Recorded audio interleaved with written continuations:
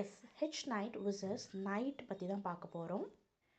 வீடு, நிலம், கோட்டை, அரசு அதிகாரம் இல்லாத தனித்த வீரன் தான் ஹெச் நைட் அப்படின்னு சொல்லுவாங்க. ஹெச் நைட்னா ஒரு நாடோடி நைட், நாடோடி வீரன் கூட நம்ம சொல்லலாம். ஹெச் நைட்டுக்கு எந்த மாளிகை அரசு குடும்பத்தோட அதிகாரமும் ஆதரவும் கிடைக்காது.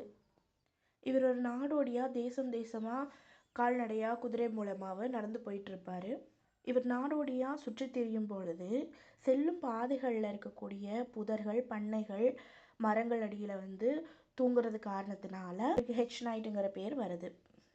தற்காலிகமாக ஒரு லார்டுக்கு, அதாவது ஒரு நிலப்பிரபு க்கு ஒர்க் பண்ணுறது மூலிமா அவருக்கு பணம் கிடைக்கும்.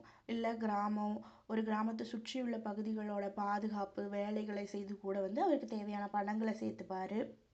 வீரர்களுக்கான போட்டிகள் நடக்கும்போது, டோர்னமெண்ட்ஸ் எல்லாம் நடக்கும்போது அதில் கலந்து கொண்டும் சம்பாதிப்பார். இவருக்கு அவருடைய வாள், உடை, குதிரை இது மட்டும்தான் சொந்தமாக இருக்கும். ஏன்னா பேசிக்காகவே ஒரு ஏழை அப்படிங்கிறதுனால. ஹெச் நைட்டுக்கு நேர்மை, தைரியம், நல்ல மனசு, தான் செய்கிற வேலையின் மீது நல்ல மதிப்பு, கௌரவம் எல்லாமே இருக்கும். அதே டைம் எல்லா ஹெச் நைட்